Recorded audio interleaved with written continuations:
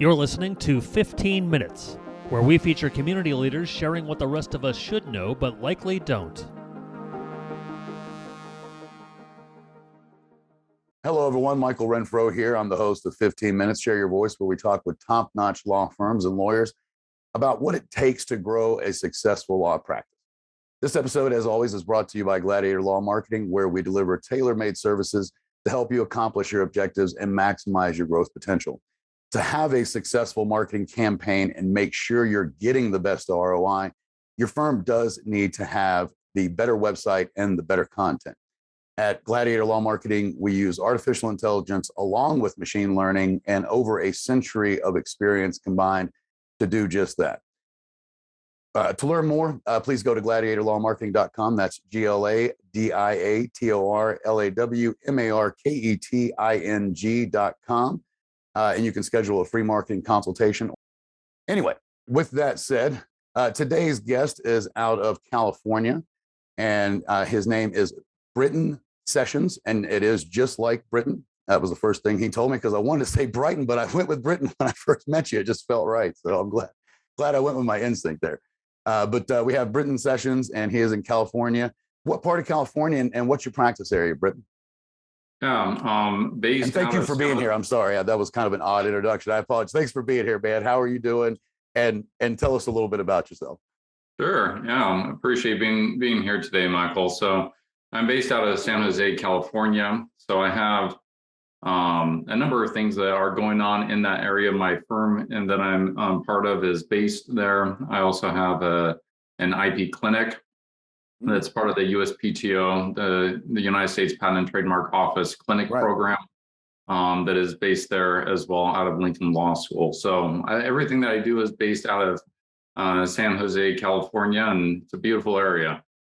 And is everything I imagine it is. I've been down there and I love it. It was a hard choice between Colorado and California when I finally left the East Coast. Let's just put it that way.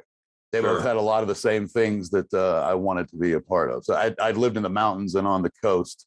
So, but the mountains on the East Coast, as I'm sure you know, those are nothing like the Rockies that we actually have out here on the West. So it sounds like most of what you do is it business and trademark related then as well as in regards to the law practice. Is that the bulk of it, or is there some other things that you do as well? Yeah, so I'm in a real kind of particular niche. So within the legal industry, obviously you have the general field of intellectual property. Right. And so IP relates to patents and trademarks, copyrights, and trade secrets generally. Within that particular field, usually there's a separation between what they call hard science and soft science, or hard IP versus soft IP. So soft IP is that which does not require a scientific type background. Right. And so I'm on the science side. My technical training is as a chemical engineer. And then just for fun, I enjoy working with a lot of software and computer related things. So on a day-to-day type basis, I'm working with everything from electrical engineering or computer science type inventions to chemical derivatives and batteries and chemicals and things of that nature. So it's a kind of a wide gamut. But technology, all kind of centered around technology, though, for sure, is what it seems like. Precisely, yes. And so most that are working within the field of patent law either choose to do patent litigation or what's called patent prosecution. Now, what is not common is that patent prosecution is not necessarily that which is engaging with the courts. Patent prosecution is, in fact, the interaction between the lawyer or the representative of the inventor and the patent office. Right. And so it's that dialogue that's going back and forth. That is the prosecution aspect. So usually there's a decision as to whether or not you go on the litigation side or the prosecution side within the field of patents. Correct. And so for the most part, my practice has been within the patent prosecution side, where I'm representing applicants and inventors before the patent office. The one caveat is that a large part of my practice is, in fact, not that, because within the field of patents, there's all these sub niches where you may have, for example, everything from patent brokers that buy and sell patents on behalf of entities. You have even patent auctioneers that literally are auctioning off patents, much as you would see for vintage type cars.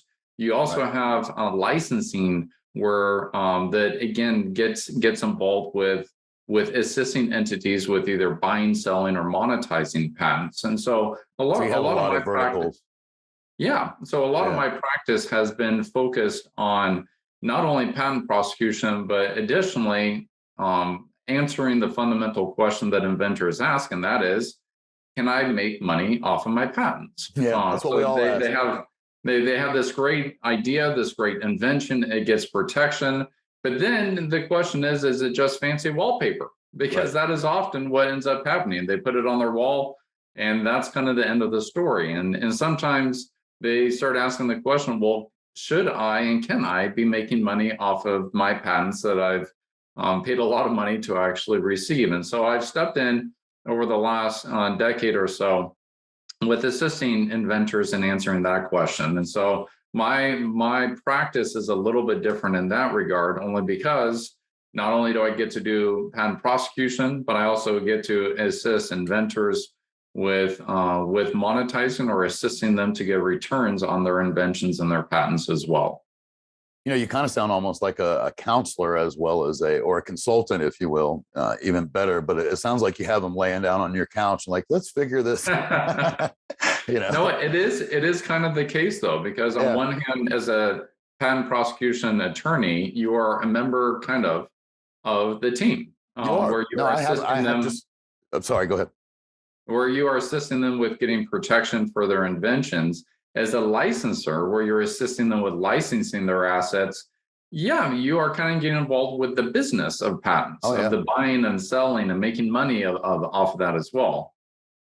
Yeah, funny enough, I don't know if you know, but I got a patent applied in 2009 and got a patent in 2011. Of course, I found out some mistakes that I made and some things that I didn't know. Like one of the things that my attorney, unfortunately, didn't tell me, and I thought he was a really good attorney. I still think that he's probably a good guy at heart, but he never informed me of the fact that there were fees that had to be paid. Maintenance fees, right? I didn't know that. I thought I got a patent and it was good for 20 years. So that's one of the many factors. And of course, also one of the factors I learned out, I didn't hear you mention it, but I'm sure you'll say it, but it seems like every patent office pretty much has a dedicated artist to do all the drawings and to do all the because it usually has to be a very specific way.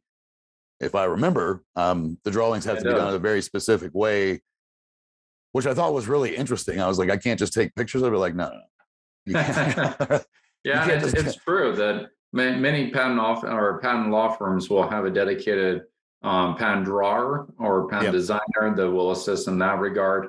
In my personal practice, I've done probably 99.5% of all the drawings myself. So I have my background is a little diverse. I have a fascination with back when I was doing my undergrad with cameras and photography. I got involved with Photoshop. In fact, one of my claims to fame during that time frame was that one of my microbiology endophytes actually got on a front page of a national journal. And that was some of my Photoshop type imaging of these microbes that are underneath a microscope. So since those days, that gave me at least a foundation for understanding how to work with Photoshop and digital tools and things of that nature, which kind of allowed me to get into the field of doing a lot of the drawings myself. So for the most part, I enjoy the multifaceted approach of bringing all the skills to the table at the same time. Well, there's a difference between being, I mean, everybody knows the old saying, right? Jack of all trades and master of none. But when your trade is jack of it's not a jack of all trades. And that's my point. It's a master of the entirety of patents rather than just one piece of it. Yeah, I think that's a very nice way of saying it, Michael. Another way is to say, I have many interests and I like learning a lot, and which I think is but it's all related. I mean, there's a difference when we get scattered. You know what I mean? Because and I truly mean that. I myself am guilty of the scattering, where like I'll have 3 projects on the table, and they're all very different than one another, which is not what I have done here recently. Where I still have 3 projects, but they're all just like, how do you say, stepping stones to the next one. So it only makes sense So I'm not spreading myself as thin, number one, because I'm not trying to learn this and understand it and implement it right, and then this and understand. It's just one thing, and I'm learning all the different streams, if you will, the off streams, right? The little side. And I think that is very much true. The one thing that I think I would touch upon what you indicated is that everything that I do relates in some way to technology. Right. So the more that I learn about technology, the more I learn about optimizing my flow, my systems, the more I learn about, this or that. At the end of the day, it allows me to be, in fact, a better practitioner. So, so over the years, I've done everything from become, in addition to being an attorney, I'm also a website developer, and I manage a bunch of different websites. I've managed a bunch of different websites. I've built them. I've managed them. I've gone from 20 years ago learning how to build the fundamentals to actually being able to deploy in under an hour an entire website with everything that's needed. So, right. But the reality is that on one hand, we may say, well, those are just kind of fun side hobbies. But the reality is that it's more than that, because every time I learn more about a new skill or this or that, it allows me to bring that to the table to provide better services for my own clients. If I have a software developer, I can come to the table and say, yes, I've developed my own software sets myself, and it's really allowed me to I think have a much more of an empathetic view with inventors that kind of be sitting in the same seat as them and having a lot of the same problems and the frustrations. I've been there, and I've seen that, and I've done that as well. So it allows me to kind of, I think, empathize with them at a very real level. Well, I'll throw this in too. I would not say, I would be the first to say, learning website development and software development still goes hand in hand, because technology is running on one or the other. It doesn't matter where it is, but technology is always running on some form of code at the rudimentary level. And you understand that, right? I mean, even if we get a kid's toy, those kids' toy have a little chip in it that tells it everything to do, right? Yeah. And personally, when you're talking about, and this is obviously it's my personal opinion, but I see it as really just, again, back to what I say, you're fine pointing or fine tuning all those little points that allow you, like you said, to be an even better. I believe the same thing. We do SEO, right? And we only do it for lawyers. So we've niched it down to just attorneys. And part of that, though, is that like we all, I won't say every single one of us, but most of us have been in the technology game for years. I myself built my first website back in 1998, and it was more because I wanted to put my mom's artwork up, and I'm like, the web is where it's at. It just makes sense, right? So I've learned these things along the way, and I have this saying, and I'm sure you know it, but I just say FR now, but it means everything happens for a reason, right? And the reality is, all these things that I used to think were useless skills, or what's really funny is a camera that I bought that sat around for 4 years is all of a sudden now being used. It always ends up coming back, right? And those little tiny skills that I thought were non-related, if you will, are actually highly related. And I will say this, any website, any software, I mean, to me, that's, again, just to reemphasize it, that's the basis of technology for anything we're doing. Right. I mean, it used to be just software, and now we all know that you have tons of SaaS sites out there, and PaaS sites, and all these, even what is it? I think you just call it IaaS, right? Infrastructure as a service. So, and almost all those now are web based, right? And I'm sure you remember, like I do, when you used to have it was all on a disk. Yeah. But I think it's awesome.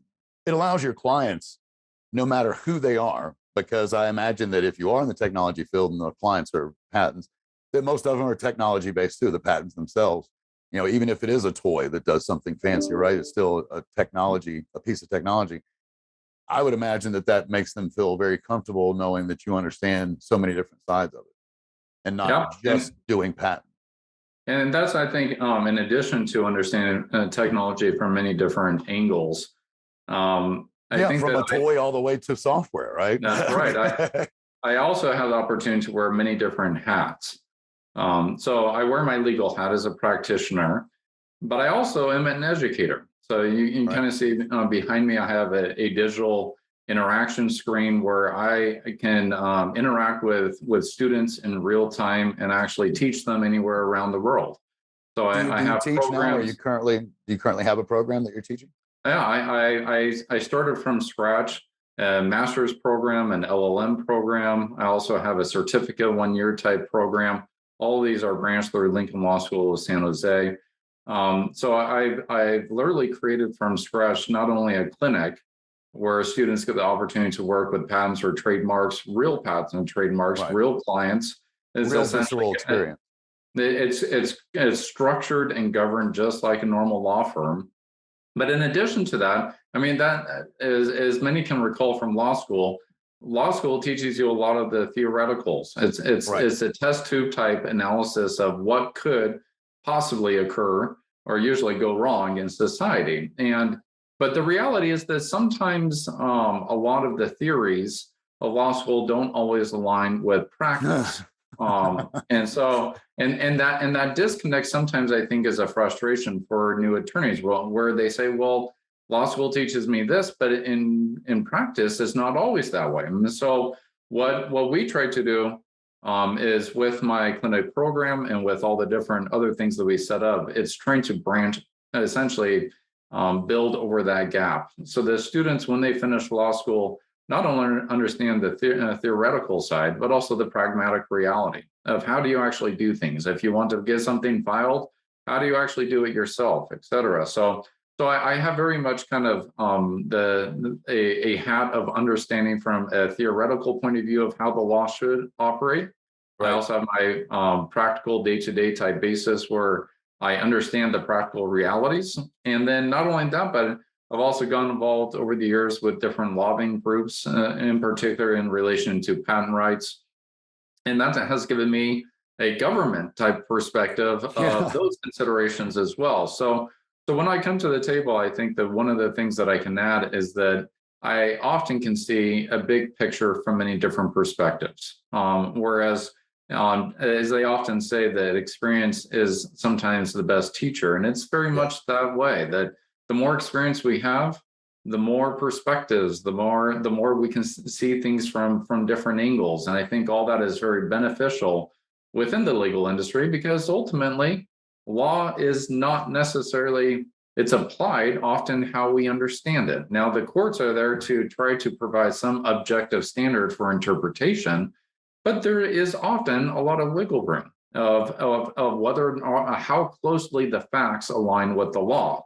And that ability to align facts with law obviously is the basis for almost the entire legal industry. But being able to effectively do that and to understand not only what your best arguments are, but to anticipate the worst arguments, because that is often the basis of contention, is being able to do that. And so if you can anticipate not only your best, but your worst type positions, I think that puts you in a much stronger position to actually advocate on behalf of your client.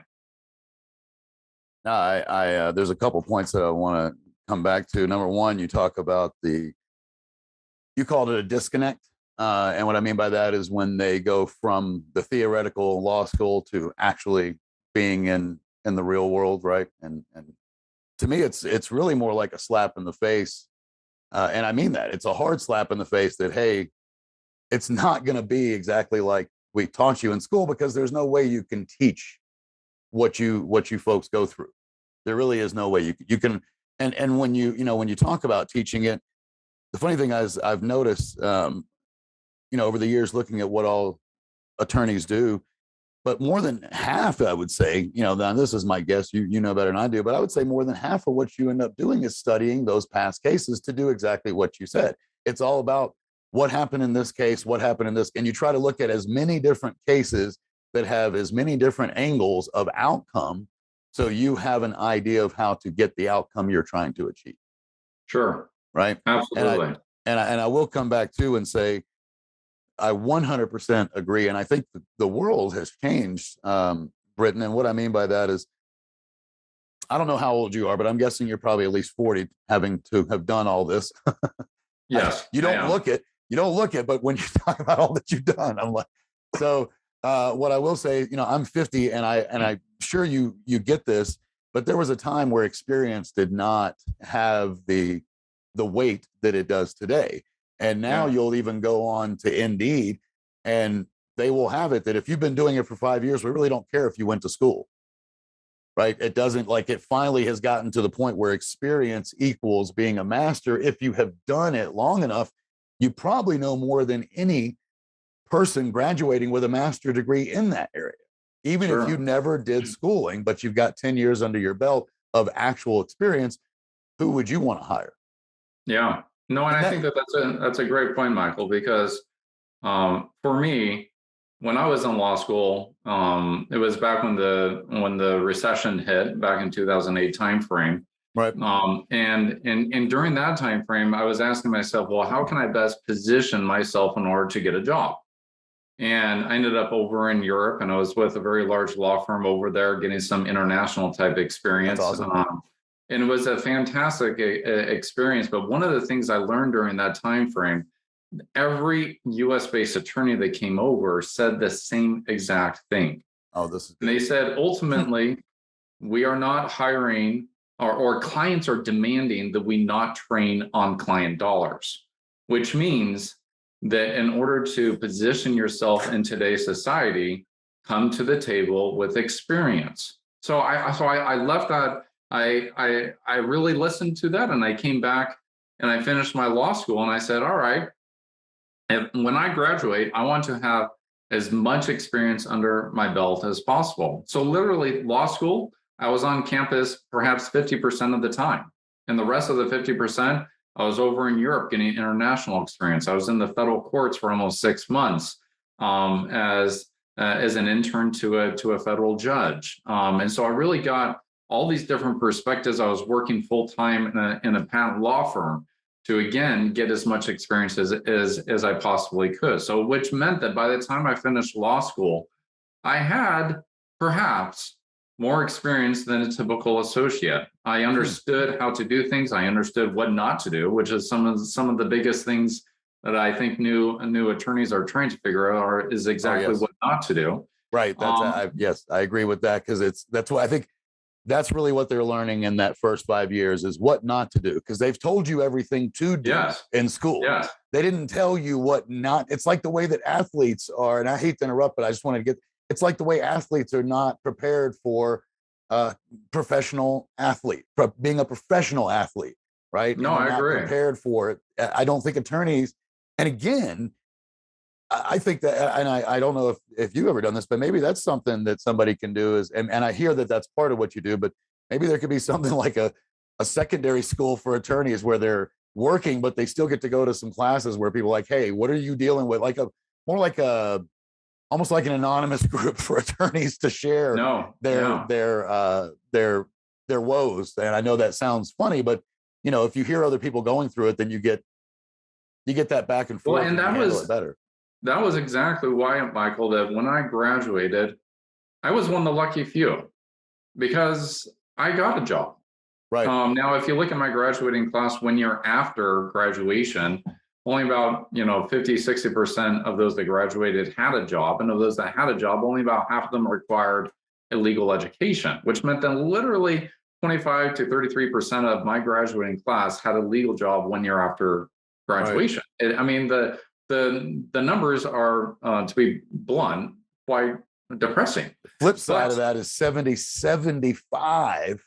75% of your class didn't have a job that related to their 7-year degree. Yeah, correct. And in fact, many of them went back to their prior employment that they had prior to law school that didn't even require and just kept the job that was going. Right. And so what I did is I took a step back and I said, my approach was not rocket science. It just meant getting in the mud as much as possible and figuring things out. And that's kind of my approach. I've always been a little bit of a fighter. Things have not always been easy for me. As a young kid, I had a heart condition, and that heart condition meant that there were certain limitations. Restrictions. And one of those limitations meant that I was always a very small guy. So I was my 16-year-old license showed me at just topping barely 5 feet and 90 pounds, and that was most of my life. But But one of the things that resulted from all that is that anytime anybody said, I could not do something, Yeah. that was the perfect invitation for me to prove them To do otherwise. it. Yeah, thank you. And Nice. And when I selected my major for my undergrad in chemical engineering, I based it off of essentially one thing. What is the hardest major for me? Now, in hindsight, now that may not have been the wisest move, but the thing, but you did it.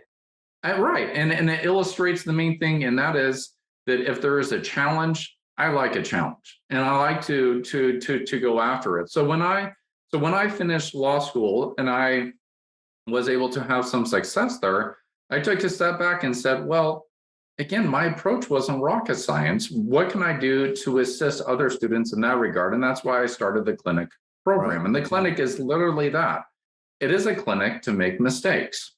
And that is something that I think is not always seen in law school. Law school is often focused on the perfection of getting that perfect grade, of creating and crafting. It's all about perfection. It's all about creating that perfect argument, that winning argument, that argument that will sway over the jury. You know, the focus is so very much on that often we perhaps focus unnecessarily on the goal of perfection. Now, the reality is that we should all be striving for that in some way, shape, or form.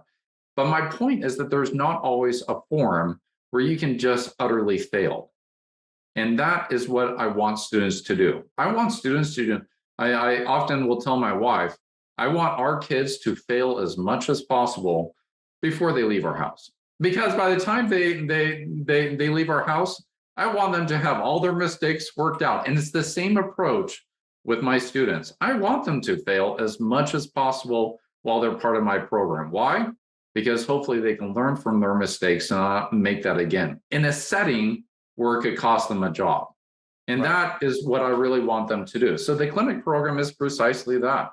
Well, that's what I meant is I hope, and that's why I was saying I would like to see them clone it. And what I mean by that is the only unfortunate part is, you know, if I'm a personal injury attorney, I'm not going to be able to go over there and you know, and if I'm a criminal defense on that same note, you know, I mean, it's and I mean that. It would be nice to see other practice areas, if not just somebody even have the idea of doing it and cumbersome of all. And it wouldn't be that hard because you could just get one specialist or one, you know, person with great experience from each one, like yourself, that kind of represents each field. And that way they have a place to go. Hey, you know, I made this mistake. I made this mistake. I did this. And I want to touch back on the word failure just for a minute, because for me, and then I'm going to ask you yours, but for me, to me, the only failure, and I truly mean this, the only failure is when you do not try again. If you quit and you do not try again, that and only that is failure. And in my personal opinion, anything else is a hurdle, a challenge, or part of learning. I now consider all those things, challenges, hurdles. They're, to me, they're pivotal, transformational moments, right? They're a moment that I am allowed to change for the better, or I can continue going on down the same road and be a little insane by doing the same thing, expecting a different result, right? No, I agree with that. And I think that often when we think of mistakes, it's almost a linear type relationship where we say, I'm starting out, I make a mistake. And what the world often will say is brick wall. You're done. If you make a mistake, you're out. No. Whereas in all reality, it's completely a cyclical type progression where you know what, learn from your mistake, move beyond it, and rise above it. And that's where. Go ahead. Yeah, go ahead. No, go ahead. So, and I think for me, that's one of the biggest things that the funny part is, if somebody were to ask me what were some of the biggest mistakes I've made in my career, I have a hard time responding because I don't view them necessarily as mistakes. I get it. What were some of your best? Let me say this then, and I know you'll get this. What were some of the hurdles, challenges that gave you the most knowledge on the other side? So biggest, you know, something that was a big challenge, frustrated, whatever you want to call it, right? But the flip side of it, going through it, gave you such an incredibly great day. What's one of those bigger ones? You know what I mean? That really stands out. I think that early in my career, one of the things so I ended up with in what's called a patent boutique firm, which is a firm that only does a specific area.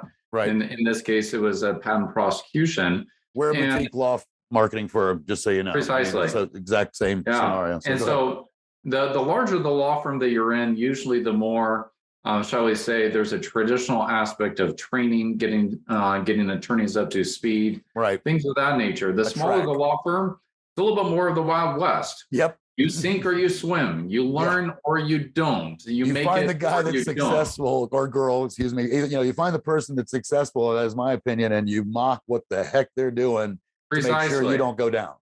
And so that's early on in my career, I yearned for and wanted a formal training program. And that's just kind of how I am. And I received a lot of, not necessarily formal training, but just a lot of hands-on training. I got involved with a variety of different types of experiences that honestly were above my pay grade and were above my experience level.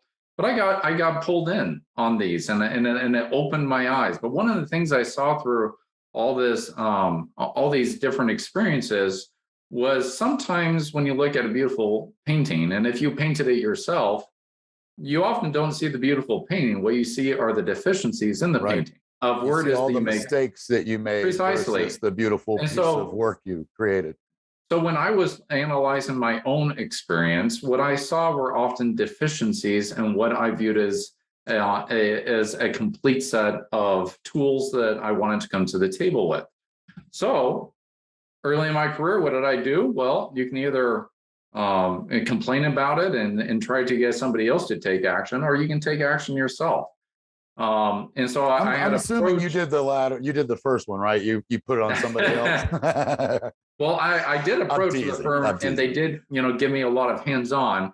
But what I ended up doing was right, and so in combination with prior to actually formally starting the clinical program, my very first class was all about patent practice, and what I ended up doing. Just to be clear, when you say patent practice, are you talking about the practice of patent law in that sense? Is that what the focus is? It is, but it's the pragmatic reality of how do you function as a practitioner and lawyer in this space from A to Z. Almost all patent practice, day to day, if you will. It's a day-to-day aspect, but it's much more encompassing, where rather than just looking at a particular niche of patent prosecution, it's taking the expansive approach of from birth of the patent all the way to the life cycle where the patent ends, everything that may actually occur within that entire life cycle. And this was during the day of the Apple versus Samsung case, which kind of touched on, it created this pivotal moment for most people, because most people really didn't know about patent law. Right. And yet suddenly there was this international case, and it related, so to speak, to everyone. Why? Right. Because we all had some smartphone, and it was during that heyday of kind of the emergence of smartphones. Which was also another wild, wild west, by the way. But precisely. we could talk about that. And so what I ended up doing was using that case as the basis for a book that my very first textbook that I wrote. Nice. And so I would go every day I would go off to work, and I'd be working on licensing and patents and patent prosecution. And I'd come home at night and I would work on this textbook. And it was all about going towards teaching this class about patent practice from A to Z. Well, a few months later, as my wife and I joked at the time, my wife was pregnant with our very first child, and I delivered before she delivered by a few weeks. And while she was miserable in bed, I was typing away ferociously and studying every night, literally for a long time. It was many, many months. Almost the same number of months, I imagine. As she was carrying we're having a similar little competition there. But what year was that? If you don't mind me asking, just to perspective, what year are we talking about? If you don't mind. That would have been 2012. Okay, cool. So about 10 years ago. Wow. It was about 10 years ago. And what resulted was literally a 600-page behemoth textbook. But one of the things that That's a lot of writing, sir. it was a lot of writing, but it was a lot of research. And by the time I finished that book, I filled in my own deficiencies. Oh yeah, I mean, the research that you did. One of the things, I mean, you have to take a step back. I spent 2 years in France. I was learning French. I was there, in fact, as a missionary. I was also working with refugees. I was doing kind of A to Z. And when I came back from France, I ended up being a French teacher, and I wrote my a French textbook. And one of my conclusions from that experience was that you as a teacher are often the best teacher for yourself. They often say that when you teach, you learn more than the students, and that is 100% true. May I interject just because I love that point. I always say this. Number one, I believe that you are never too old to learn, and it's a perfect time to say this. Okay, and the teacher comment, I'm going to come back to it, but in concerns to mistakes, I'm 36 years in sales. I still make mistakes, and those mistakes are what allow me to continually become a better salesperson, right? And also keeping that eagerness, which I can clearly hear in you. I'm not going to stop learning until I die, because if I stop learning, I stop living. I stop moving forward, right? And one of the things that I teach, because I teach too, I do a lot of training in sales and that kind of stuff to help people. And I'm actually going to be doing coaching here real soon, where I kind of allow this all to the world, and instead of giving it to just the businesses that I work for. But anything that I ever say to anybody, and I tell them, if you really want to learn, take this approach. Anything that you say to somebody, which means anything I say to anybody, I'm saying it to myself at the same time, and I know it. I always know that anything I'm saying, if I'm preaching, teaching, whatever, I'm saying it to myself, and myself hears it. And that's why, by the way, this was the big interjection. That's why I no longer say I'm sorry. I will apologize and I will say my bad. But if I'm saying I'm sorry, that's me telling myself I'm a sorry person. Sure. And it really does wear down the psyche over the years if you just keep saying it, because you become this sorry person. That's right. That's right. And I think that, to that end, one of the things that I concluded after going through this whole experience was that, you know what?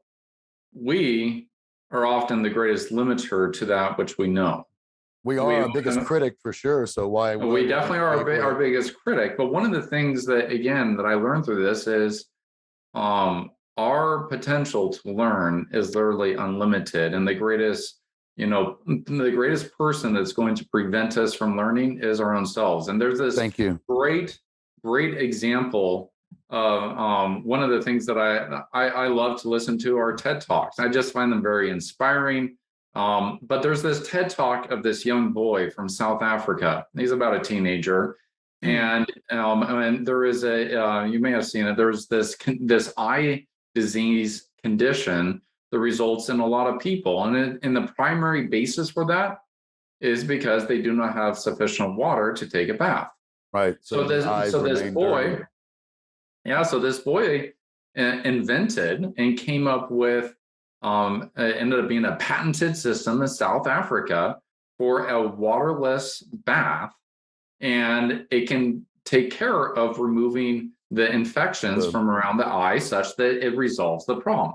Now, when he was giving this TED Talk, he said, if I, having a dumb phone, can do all my research on a dumb phone, if I can write my entire patent application on a dumb phone, and if I can figure out a solution to this problem that is vexing my country, what is stopping you from coming up with solutions that are much larger than that? And that thought, I think, is really kind of pivotal. We, in fact, limit or control our destiny. And that is very, 100% very well. I have, and these are obviously not my sayings. In fact, just to be fair, and I have multiple books. I'm not going to sit here and show you all of them, but the one I'm reading most recently came out a while back, around 2000. Have you seen this book? I haven't. It's called The Change Your Life Quote Book, over 600 wise and wonderful quotes to inspire and motivate. And I just want to share with you the very first one, because, and if I end up choking up here a little bit, it's something I do when I feel the spirit in me, and that's all I can say, because I try not to get political or religious. But it deals with the fact that it's to me, it's never too late, right? It doesn't matter if you're 7 or 70. Sure. To change one's life, start immediately. Do it flamboyantly. No exception. Yeah. William And James. William yeah, James. and I agree with that 100%. And I do too, because and my whole point of it, to me, I take it further, because here's what we have to remember. Thought is it's the creator. Once you think it is absolutely possible. Period. You have made it. That's what this world is. One of the beautiful things about it is the moment you think it is now a possibility. It's whether or not you will bring it to volition. No, I agree. And I think that when I look over my own life, my dad is an attorney as well. And same practice area or a different practice area? Same practice no, area? completely different. He's an employment law representing employees. There you go. Okay. So completely different practice. But one of the things that I always admired about my dad growing up was that he would get up every morning with a smile on his face, and he loved what he did. And not only that, I saw that my dad wrote, he had his own news column in the Orange County Register growing up for literally almost 25, 30 years. He wrote in a different number of different newspapers. He also published. He had his own textbooks. He had his own where the books. writing comes from. He also taught. And so when I graduated from law school, I had some great examples in my life. And I said, if Dad can do it, I can do it as well. Now, the funny part is that my plan, my 30 projection plan included a lot of the things that what I didn't know is I would literally clear off my 30-year plan in under 5 years, where I ended up, I think to date, I've written close to, over 10 different textbooks and books in the field of IP. I was actually in 2016. It was a neat year for me. One, because I had the opportunity to be chair of the high technology section of the Santa Clara County Bar Association, where I got to lead out with a lot of IP practitioners in that space. But literally by year 2016, I was in this frenzy for so many years after law school of getting as much experience and knowledge as possible, that by 2016, I received the Silicon Valley Business Journal's top 40 under 40.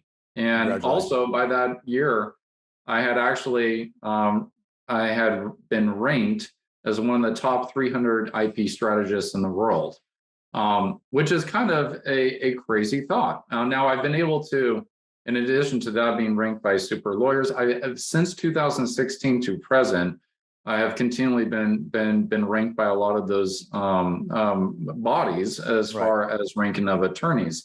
And when it all kind of happened in 2016, I took a step back and said, well, where do I go from here? If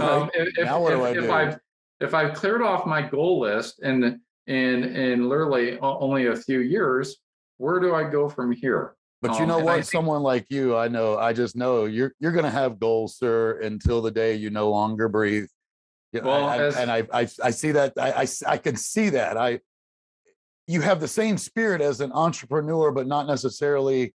I wouldn't call it an entrepreneur. It's just a fighting, like you said, a fighting spirit. You want more. Well, the challenges are what you need. It's funny that you indicate entrepreneur, because I'm also starting the side business as we speak. Well, that's part of the fighting spirit, though. If you're a fighter, it's only a matter of time. And you already started. I mean, like, come on, dude. You've already started some businesses, if you will. But no, I continue to love the folks that I Rise 25 goes out and finds you folks for me to interview. And I believe everything happens for a reason. Almost every single person that I interview has the same type of, this is what success is, and one of the things too, what I mean by success to us, I'm not talking about financial, I'm talking about the success of living life and being happy. I have talked to so many happy people we all have bad days, but like Yeah. there's a true difference between being happy and portraying happiness.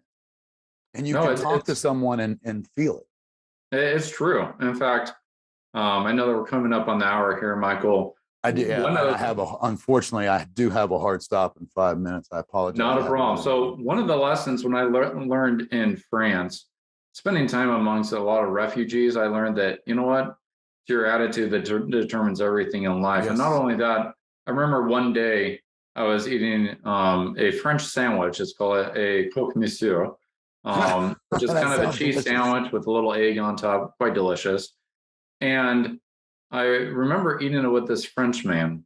And this French man looked at me and said, you know, I feel like a millionaire eating a $5 sandwich. And I realized that, you know what, that I think in a sentence encapsulates my view of life. You get out of life what you want. Now, you view life as you want. If you want to see everything as a brick wall, then that's what you're going to get. Everything is a brick wall. But if you see, that's what you're going to get too. You're going to have a very hard life. But as my mom would always tell me growing up, make it stepping stones, not stumbling blocks. And she would say that every time that I had a failure or a mistake. And say that really again, making stepping stones, not stumbling blocks.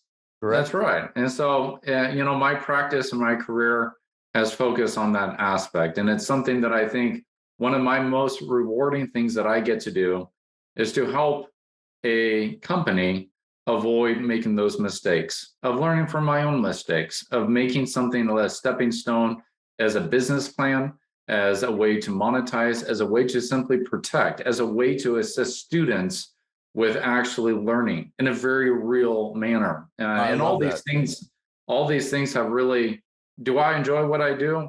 I do, and probably I can't tell that, man. You've had a smile on your face from the beginning. Yeah, I probably enjoyed it a little bit too much. Well, you're gonna love this. You're gonna love this, and I really hope you get this because this is your type of book. I'm just telling you, you would love every single quote in it.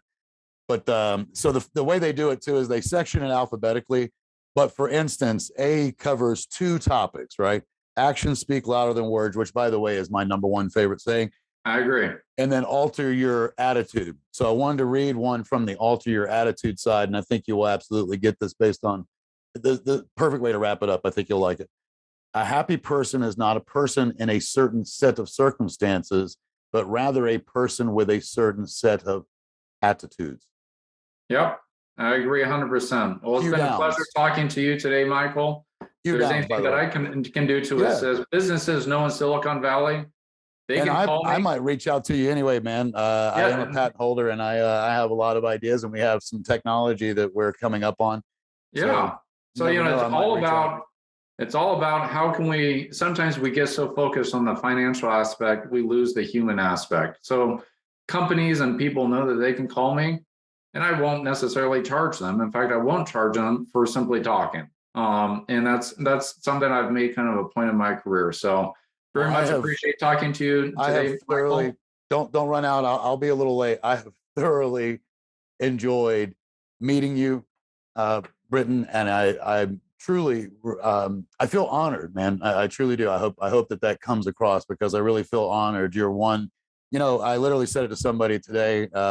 We were tweeting back and forth, right, on a social channel, but we were talking about you can really spot the real ones, the people that talk the talk and back it with their walk, not the people that just talk, and there's really a difference. And you can, you know, sometimes it is only through talking, but through talking, truly, if you have the perception, and I feel like I do because I look for it and I read the signs, then you know when you're meeting someone and you have the privilege of meeting what I think is a messenger, man, and you are. So again, it's a privilege and honor.